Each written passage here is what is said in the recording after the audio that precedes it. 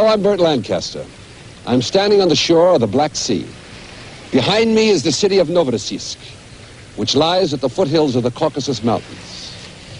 This entire area is a peninsula, which the Russians call the Little Land.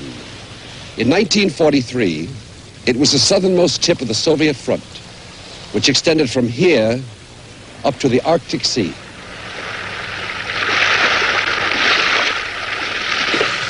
At the same time, the Battle of Stalingrad was taking place in the summer of 1942. The battle for the Caucasus began. Hitler wanted to open a road to the Near East, to India, by way of the Caucasus. It was a victory he wanted badly. That accomplished, he said, I will bring the war to the continental United States. The fighting for the Caucasus lasted 13 and a half months. In the battle for Novorossiysk and the peninsula, the greatly outnumbered Russians defended the Little Land for 7 months. Nazi planes made up to 2,000 raids a day on this area. German artillery barrages were followed by heavy infantry attacks. It was a long, fierce battle in which more than 1 ton of explosives were fired by the Nazis for every Russian defender. Leonid Brezhnev, then a colonel, was among the Soviet soldiers fighting at Novorossiysk. The Soviet Army's victory in the Caucasus smashed Hitler's plans for an overland route to the Near East and India. Now, our story, the Battle of the Caucasus.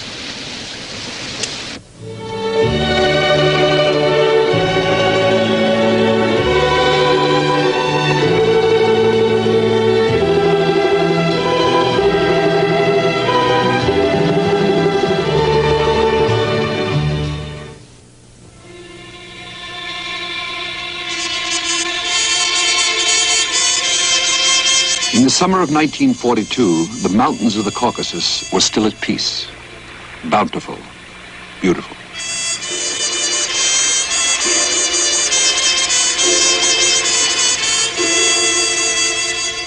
Hitler had plans to change all that.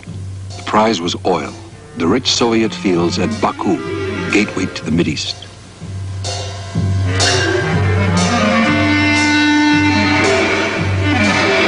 Oil, the lifeblood of Hitler's panzers.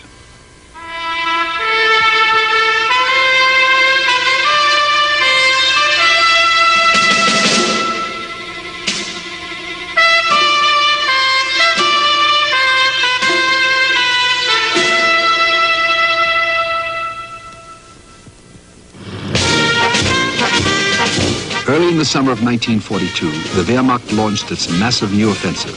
They called it Operation Edelweiss.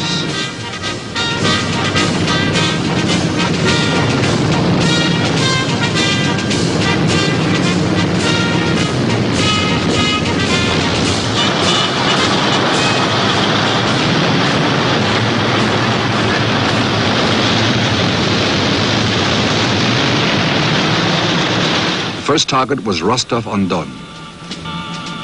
Then in the east, the panzers were to break through to Grozny and Baku.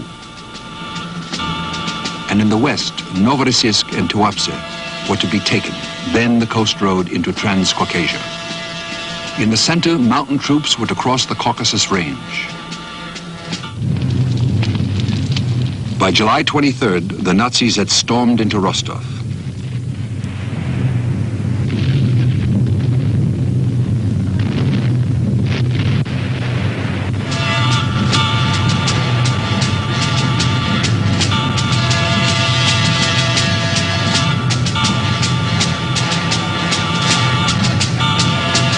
On July 25th, the Soviet High Command ordered Rostov abandoned to avoid encirclement.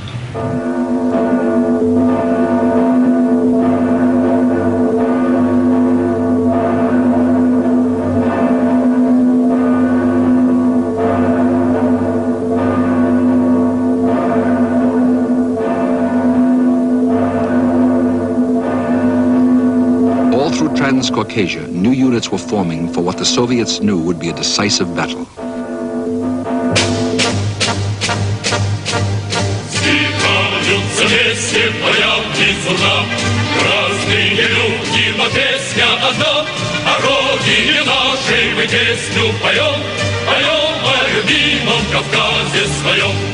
суровый к боям приготовься кулак.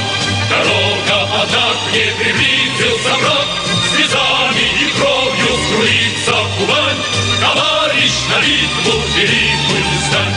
По родине нашей и песню поем, поем о любимом Кавказе своем, поем о любимом Кавказе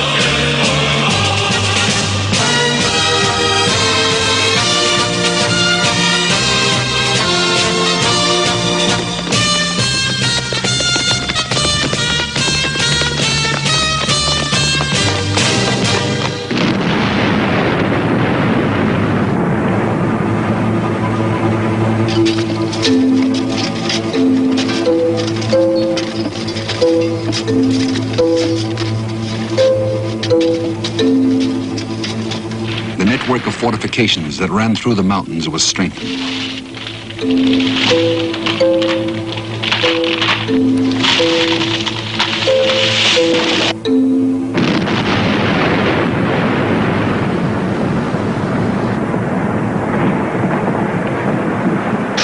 On July 25th, the Nazis forced the Don.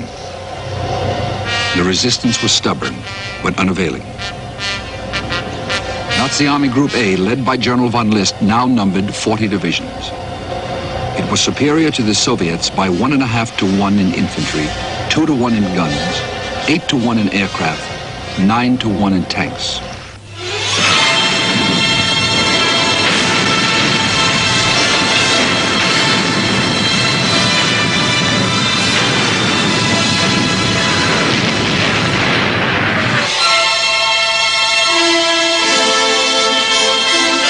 On July 30th, an order from the People's Commissar of Defense was read to the troops. The enemy brings more and more fresh units to the front. To retreat further means ruin to ourselves and our country. We must stop the enemy at all costs, not a step back.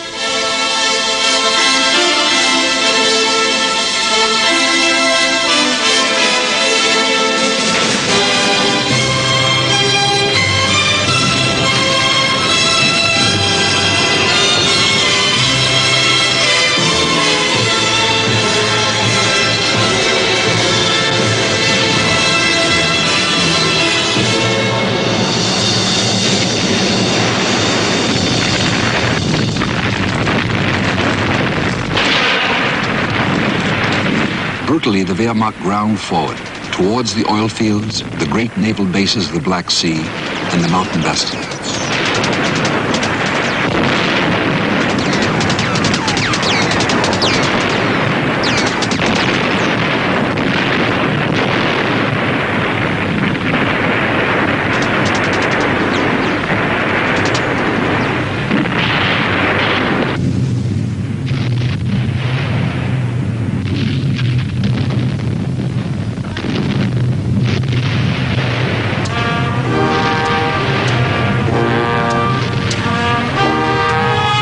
Further south, they closed on the Taman Peninsula, key to the Crimea. It was a place of fancy, warm and exotic.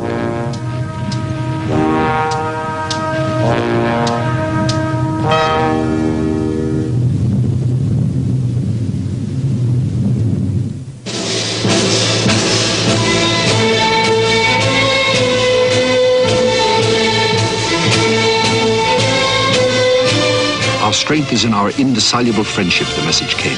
Everything for the front, everything for victory.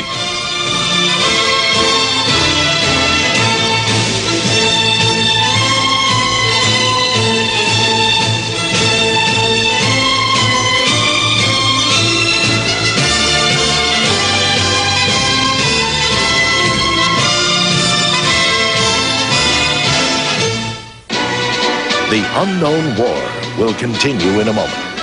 Battle of Caucasus.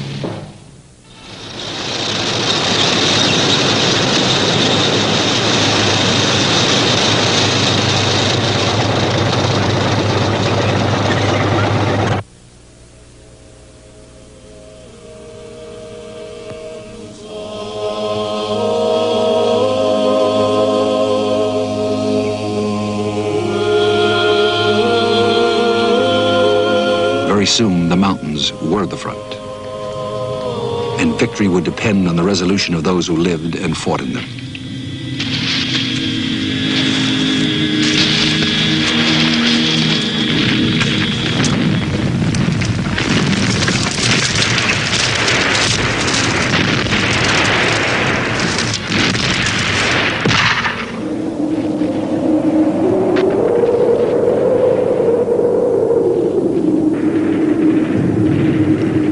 At the beginning of August, the Germans had been in the foothills to the Caucasus. Now their goals were 2 mountain passes through which they would pour down onto the Trans-Caucasian plain. The Nazis sent in mountain troops highly trained in this kind of combat. It was a remote kind of warfare, man pitted against man in the most rugged terrain.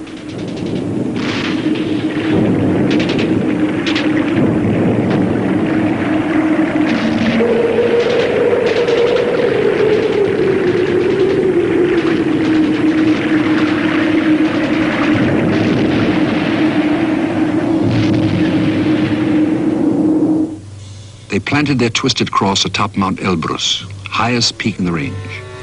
But the Nazis could never exploit their limited success. The west of the mountains remained inviolate.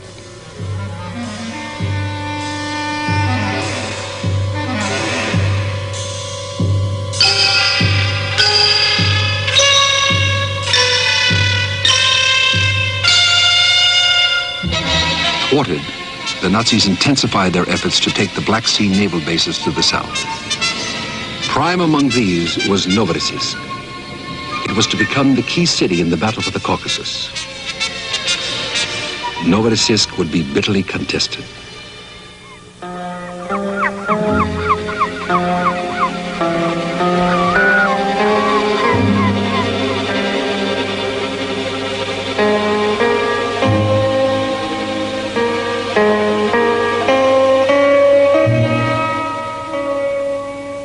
Ships of the Black Sea Fleet disembarked their Marines, and as many sailors as they could spare to defend the base.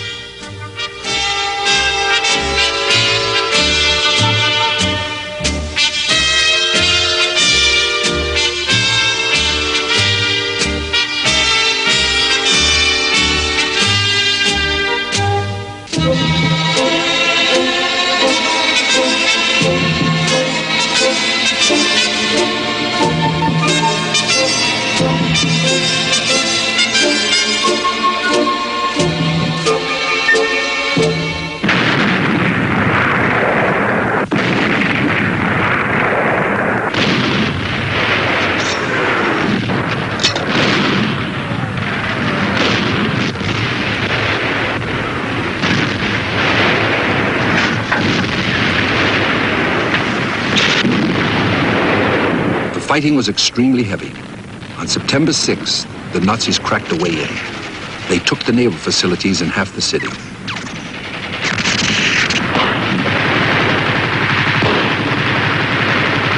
There, the Soviet Marines and Red Army units held them. Street fighting raged in the city for days.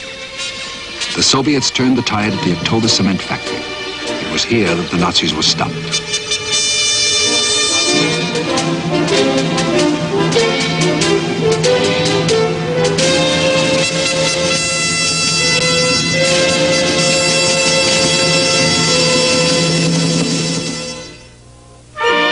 As early as July 1942, 4 purely communist units had been formed to fight as shock troops. Volunteers continued to join the party.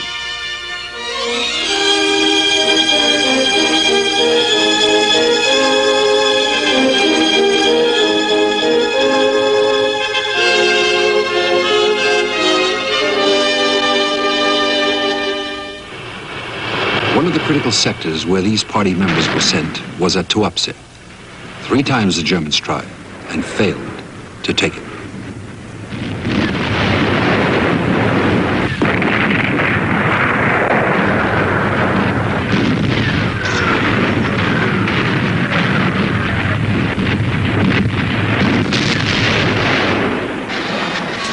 The news came hot from the frontline presses. No word yet of outright Soviet victories, but solid news that victories were being denied the Germans on the coast road and in the oil fields.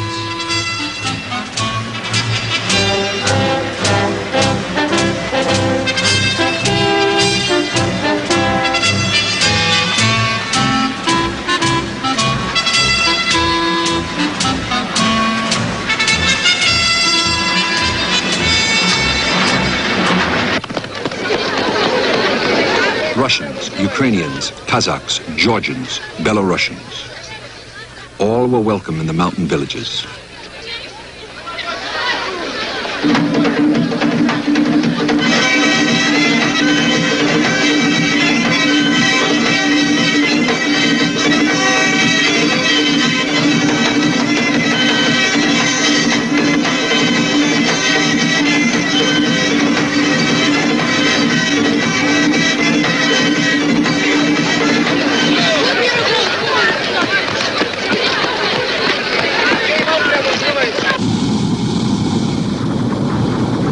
In the first week of August, Soviet engineers dismantled the Maikop field and carried off the reserves. What they could not move, they set ablaze. Hitler's dream of oil had been blasted.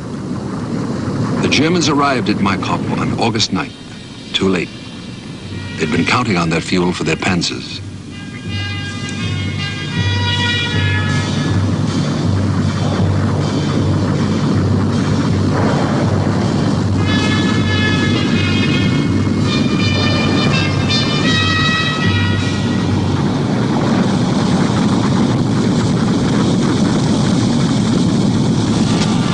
Nevertheless, they continued to reach for the oil fields at Grozny and Baku.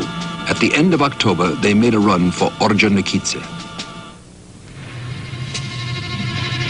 General Tulenev arrived to take command of the threatened front. New Home Guard units in the area took up arms and reported to their defensive positions. That included everyone capable of handling a weapon. On November 2nd, the German armored columns were reported within 5 miles of Ordzhonikidze. They never advanced beyond that point. It was the furthest point south and east that any German was allowed to tread. The unknown war will be back after this. Battle of Caucasus.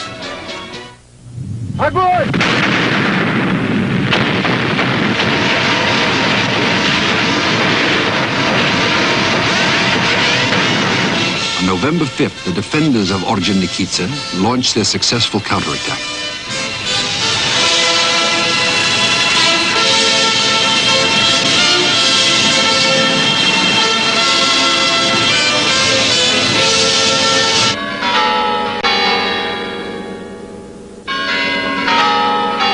November 7th was the 25th anniversary of the October Revolution. Stalin marked the occasion by announcing that the country had passed through a severe trial, but that the most difficult period was over.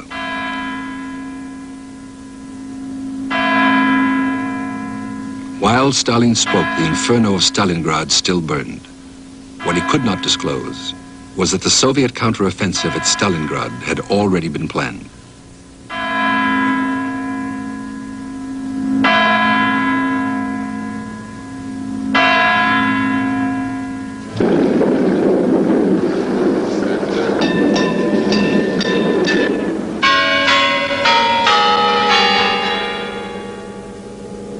On November 19th, 1942, a new phase began.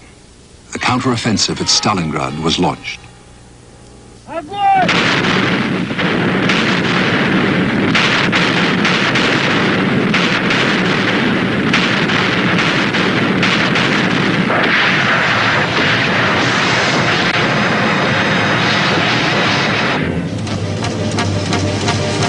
Marshal Zhukov wrote, "First period of the Great Patriotic War ended in the complete failure of all the strategic plans of Hitler's high command and in great losses of Nazi Germany's troops and weapons. To a great degree, that predetermined further developments in the course of the Second World War." 1943 began with an all-out Soviet offensive all along the front, from Leningrad to the Caucasus.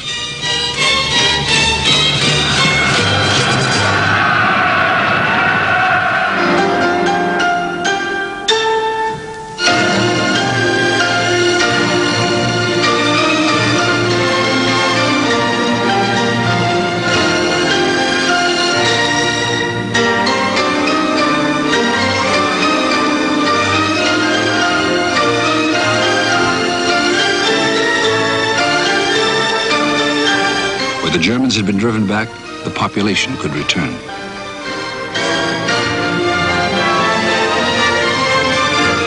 partisans came out of the forest and the mountains, their task completed. Entire families had served with the partisans, like the Trukanovs.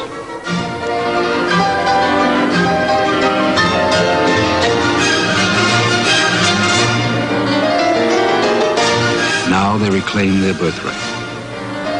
Ruined homes and gutted factories.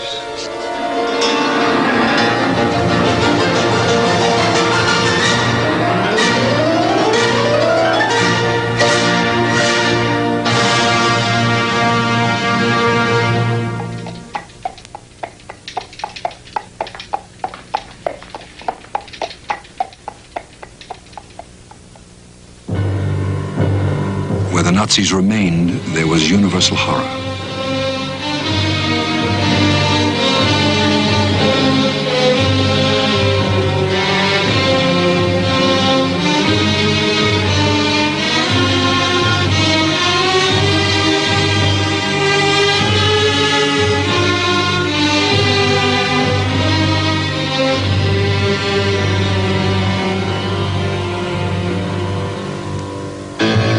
Soldiers of the Red Army had good reason to make haste. In the first 6 weeks of 1943, almost all of the northern Caucasus was liberated.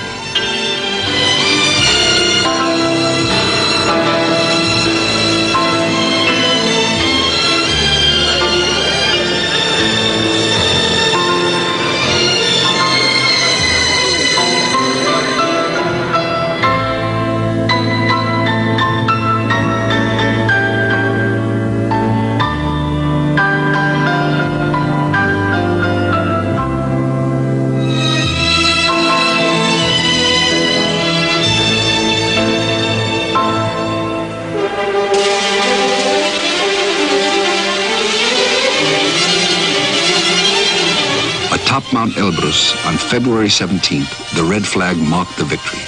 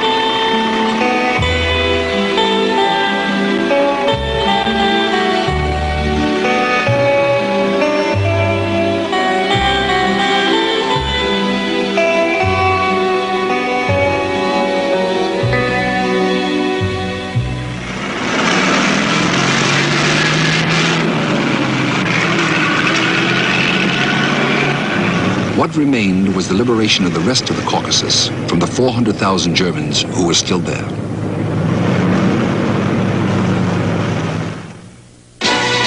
The unknown war will continue in a moment. Battle of Caucasus. The Nazis called their fortifications in the Kuban the Blue Line. Novorossiysk and Krimskaya were its strong points. They were almost impregnable.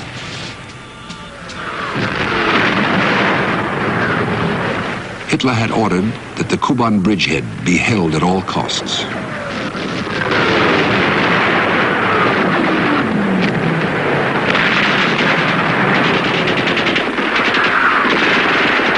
On February 1st, the Soviet 47th Army launched its offensive against Novorossiysk.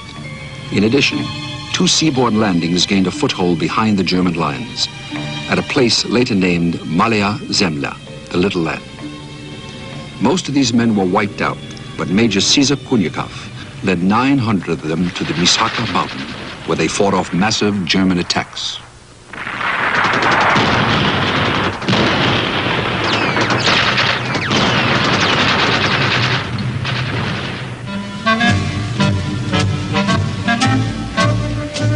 All through February and into April, the fighting raged.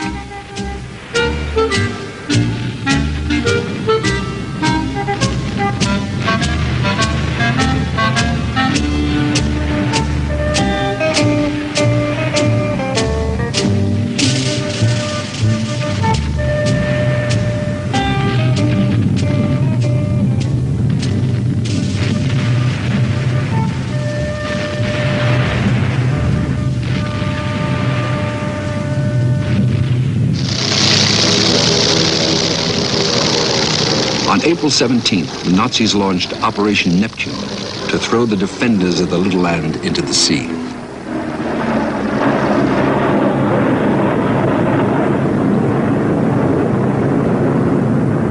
It was a tiny peninsula on the right bank of the Tsimeska Bay, behind Novorossiysk.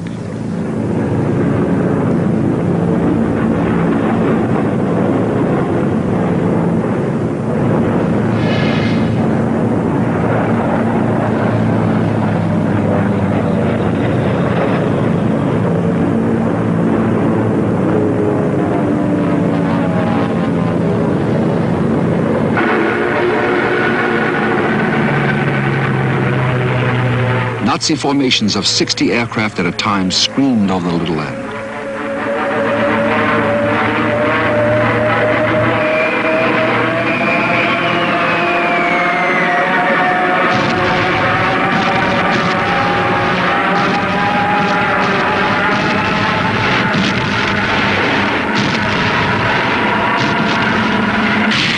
Over 1,500 sorties a day, over 2,500 bombs.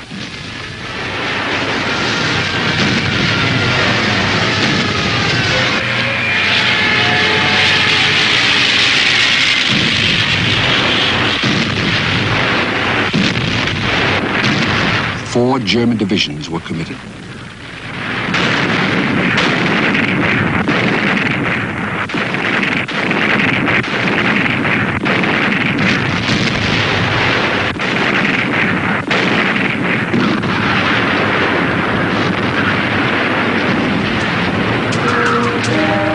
The bloodshed in that bridgehead lasted 225 days. One of its defenders recalled 30 years later. He was Colonel Leonid Brezhnev, chief of the political department of the 18th Army.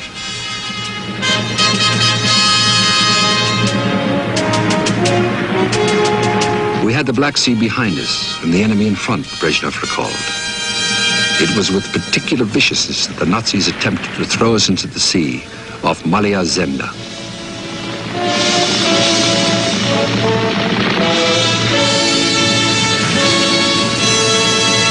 The defenders of the little land were not to be moved.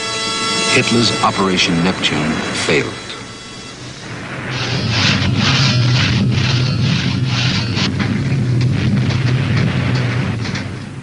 On April 20th, the Berlin Philharmonic celebrated Hitler's birthday.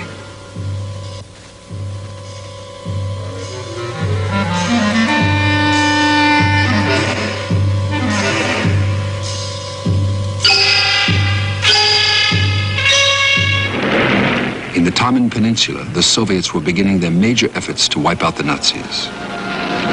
The battle for air supremacy over the Kuban had begun, and the Soviets were winning it.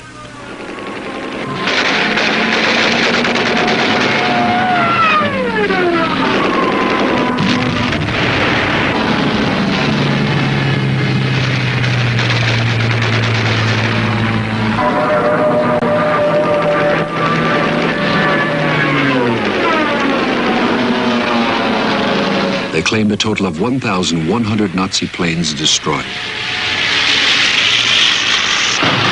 By the end of April, the Soviets had battered their way up to Krimskaya village, northern bastion of the German Blue Line. It was a hard battle.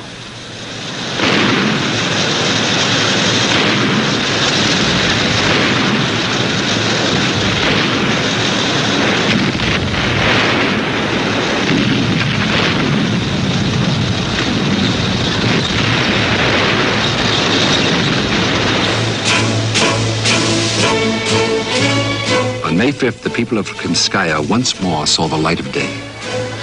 But Novorossiysk was still in German hands.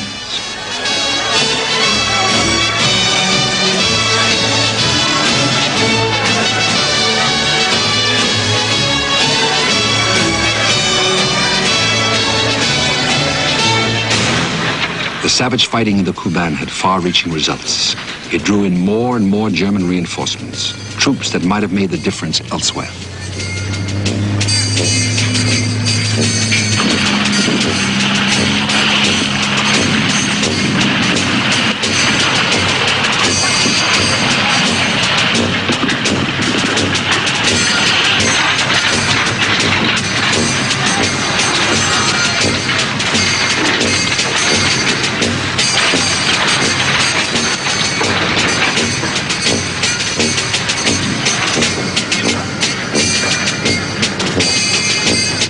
All through the summer of 1943, the bitter struggle in the Kuban continued.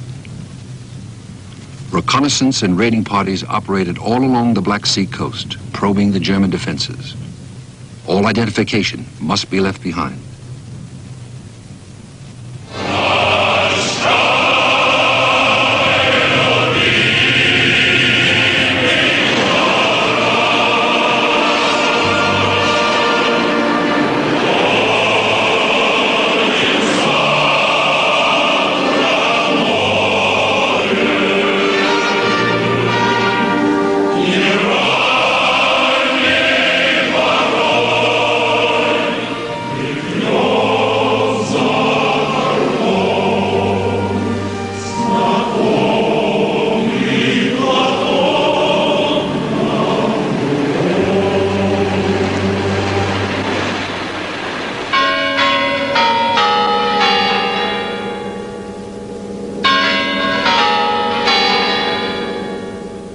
At the end of August, the Stavka, the Soviet High Command, completed its plans to liberate Novorossiysk and liquidate the Nazis in the Kuban.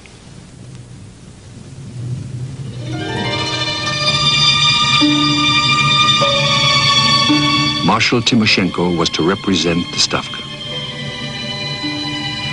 General Petrov was to command the front, and General Selitsa's 18th Army was to assault the city by land and sea.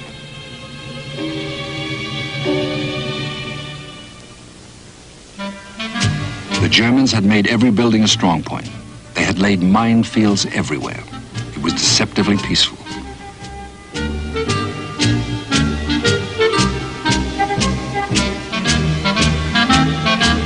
The amphibious force gathered on the Soviet side of Semeskaya Bay.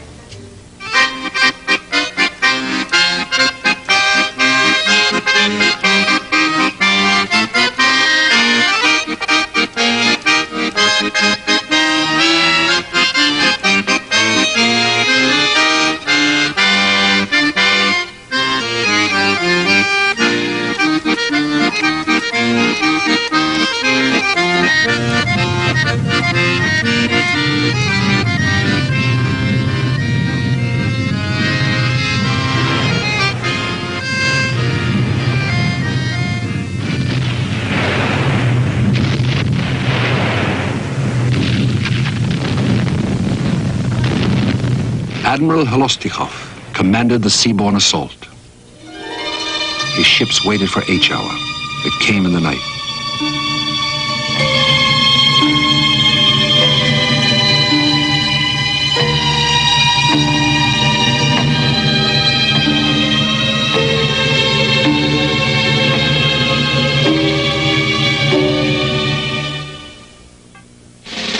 The Unknown War will be back after this.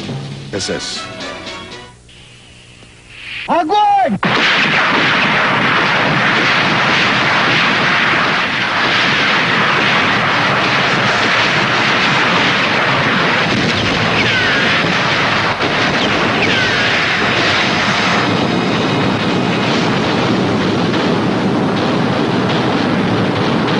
It was September 9th, 1943. When dawn came, it would be a year to the day since the Germans had been halted at the October cement factory.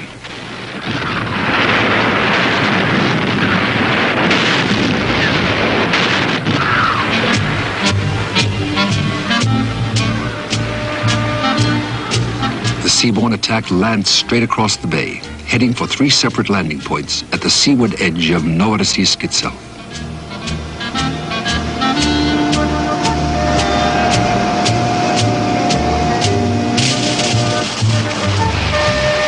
The Soviet Marines hit the beach early in the morning of September 10th and began to fight their way into the port. The battle lasted 6 days and nights.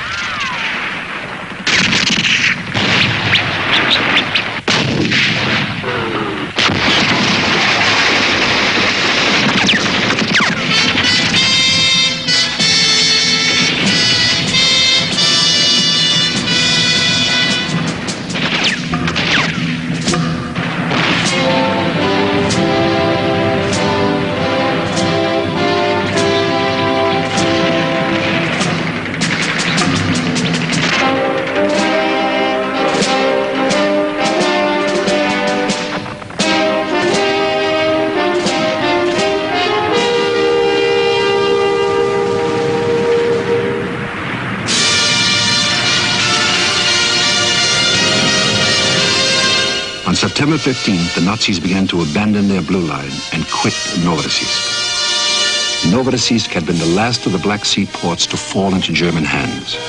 Now it became the first to be freed.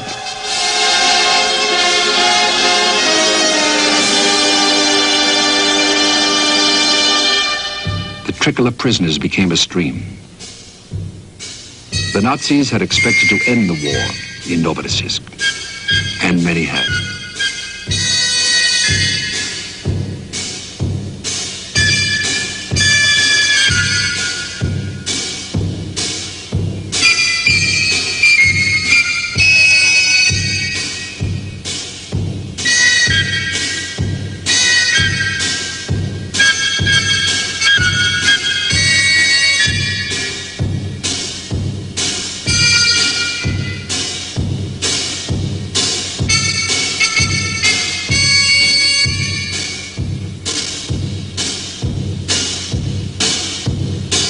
Novorossiysk was a city of silence, with few to welcome the victors.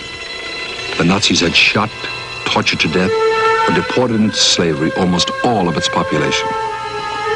For the handful who survived, there was little left to treasure.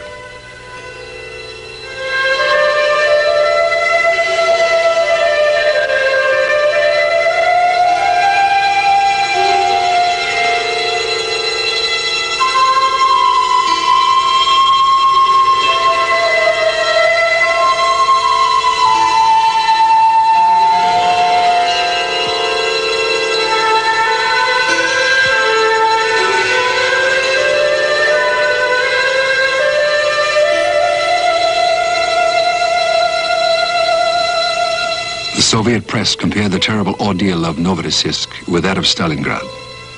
They had much in common.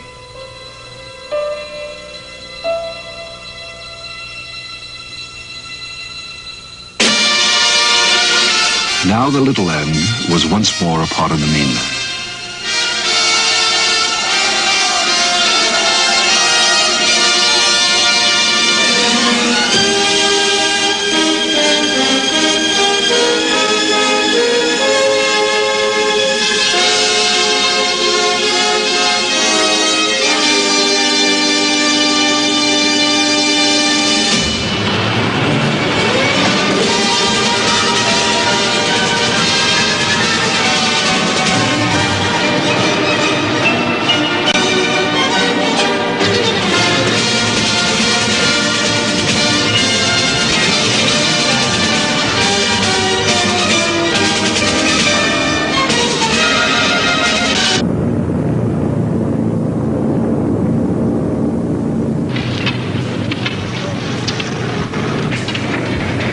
Forced out of the Blue Line, the Germans began Operation Brunhilde, their planned withdrawal of Army Group A into the Crimea and northward to the Ukraine, where the Battle of the Dnieper was in progress.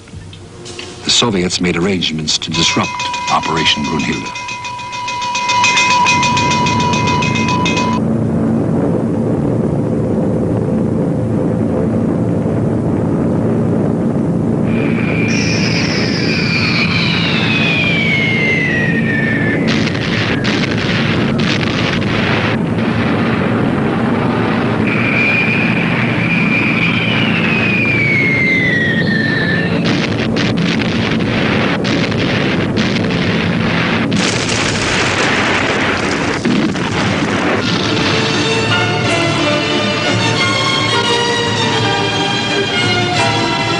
whole of the Taman Peninsula was swept clean of Nazis. On October 9th, 1943, a victorious chapter in the Great Patriotic War ended. The Great Battle of the Caucasus was over. In the course of it, Hitler had sacrificed 400,000 men.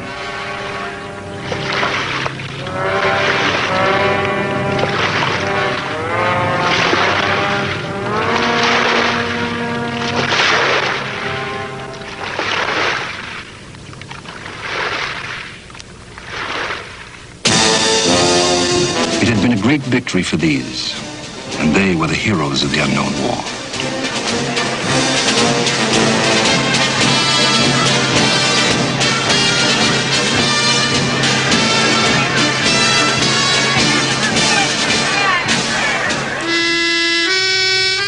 But they still had more trials to face. 2 more years of trials.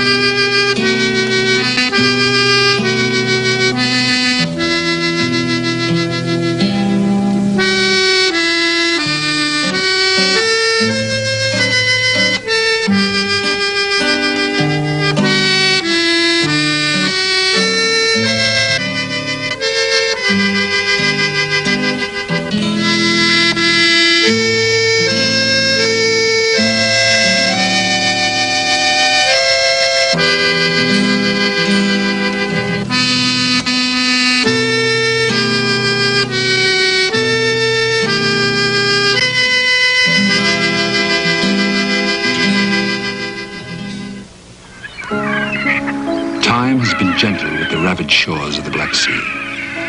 The scars have been healed where Novorossiysk greets the sea.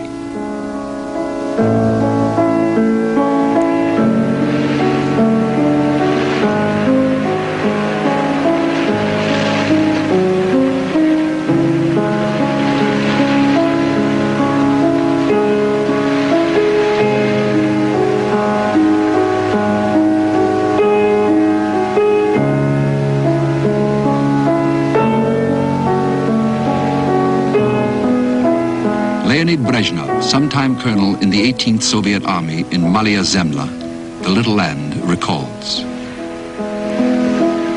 The earth was in flames, rocks smoked, steel melted, and concrete crumbled. But the men, loyal to their oath, did not budge an inch. When you remember what we had to endure here, sometimes you don't believe that it all happened, that you could stand it. But we endured. We overcame everything. We went through all of it and won.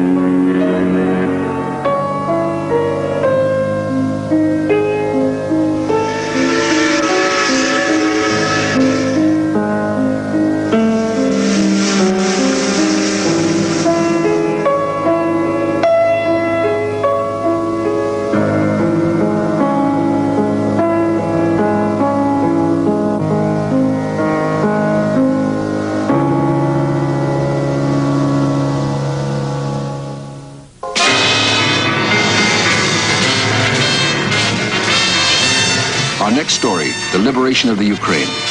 In 1941, the Soviet Union suffered its greatest military disaster at Kiev in the Ukraine. 2 years later, the Red Army swept back into Kiev, then ground forward through the winter along hundreds of miles of front. It was one of the most dramatic reversals of the unknown war.